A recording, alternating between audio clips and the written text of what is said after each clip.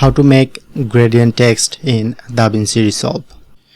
Go to Effect, press on Title, select Custom Title. Okay, write text,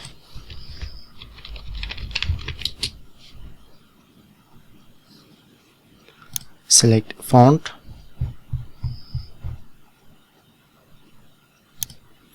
increase size. Okay, overall set. Press on this option.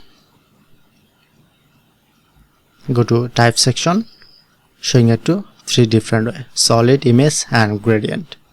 Press on to gradient, then apply this gradient option and select color. Press on to change color. Press on OK. Click on to last site and change color.